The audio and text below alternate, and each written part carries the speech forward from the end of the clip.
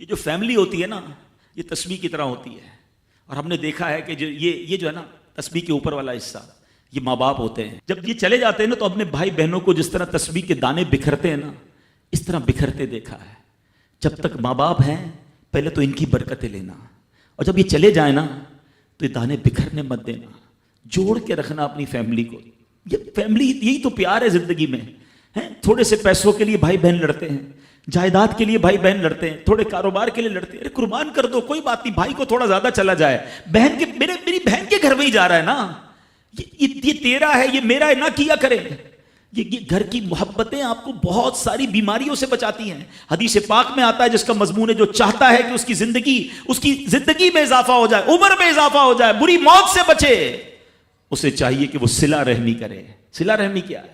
اپنے رشتہ داروں کے ساتھ اچھا سلوک. اور رشتہ داروں میں the closest family member جو ہے وہ بھائی بہن ہیں، وہ ماں باپ ہیں، بیوی بچے ہیں. ارے ان کو چھوڑ کر دنیا سے محبتیں جتا رہے ہو؟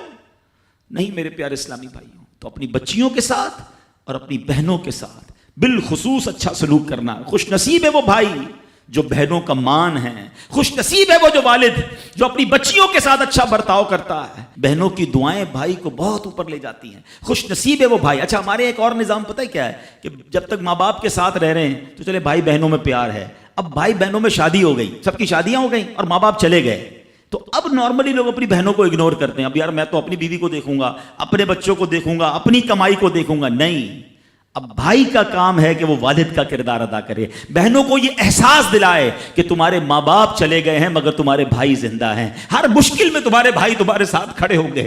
کبھی بہنوں کو یہ ریئلائز مت کرانا کہ وہ اکیلی کہیں کسی پرابلم میں ہو تو وہ اکیلے میں سوچے کہ میرے ماں ہوتی تو میں ماں سے بات کر لیتی، باپ ہوتا تو میں باپ سے کہہ دیتی، بھائی کو کیا کہوں وہ تو سنتا ہی نہیں ہے. ہیں ایسے بھائی آج بھی کہ بہنیں انہیں اپنا دکھ بھی شیئر نہیں کرتی ہیں، بلکہ بھائیوں کو پڑی ہی نہیں ہے بہن کدھر گئی.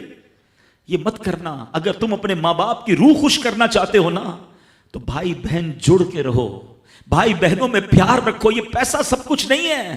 ارے جو کچھ میرے پاس ہے اگر میرا بھائی بہنوں پہ خرچ ہو جائے تو اس سے اچھی کیا چیز ہے.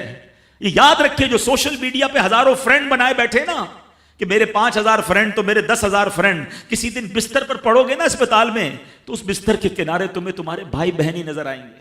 وہ سوشل میڈیا والا تمہارا جو سارے دن چیٹنگ جس کے ساتھ واٹس ایپ پہ لگے ہوئے ہو نا گروپ میں، کوئی نظر نہیں آئے گا. جب تمہارے گھر میں کوئی بچے کا پرابلم ہوگا، آدھی رات کو اگر تمہارے گھر کوئی آ کے تمہیں دلاسا دے گا تو تمہارے بھائی بہن ہوں گے. بہنوں کو حقیر نہ سمجھنا، یہ ان لوگوں کے لیے بھی درس ہے. اسلام جب نہیں آیا تھا نا تو بہنوں کے حقوق نہیں تھے، ان کو کوئی ورثے میں حق نہیں دیتا تھا، بہنوں کی شادیاں نہیں کرواتے تھے. مگر آج بھی کچھ قبائل سنا ہے ایسے ہیں، آج بھی بدبخت کچھ لوگ ایسے ہیں جو بہنوں کے حق دبا لیتے ہیں. ارے بہنیں تو غم گسار ہوتی ہیں، بہنیں تو بھائیوں کا مان ہوتی ہیں. ارے بہنیں ہوتی ہیں تو گھر میں رونق ہوتی ہے. ارے بہنوں کو عزت دیا کرو، بہنوں کو پیار دیا کرو. اللہ کے حبیب فرماتے ہیں ایسا بھی ہوا کہ کچھ لوگوں کی ماں باپ جلدی چلے گئے، اب بھائی پر بہنوں کا بوجھ ہے. ایک صحابی کے بارے میں آتا ہے ان کی 6 یا 7 بہنیں تھیں اور سبحان اللہ وہ اپنی بہنوں کو انہوں نے پالا، اپنی بہنوں کو باپ بن کر پالا. ان کے بالوں میں کنگھی بھی کرتے تھے. اور جب بہنوں کی شادیاں ہو گئیں، بہنیں بڑی ہو گئیں، اپنی شادی تاخیر سے کی اور شادی بھی کسی بیوہ سے کی.